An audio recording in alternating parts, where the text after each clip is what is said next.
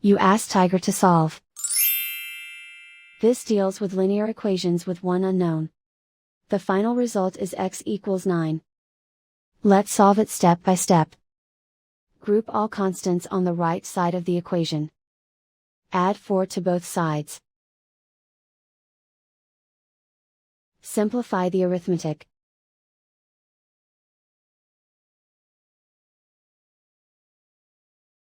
Isolate the x. Divide both sides by 6. Simplify the fraction. Find the greatest common factor of the numerator and denominator.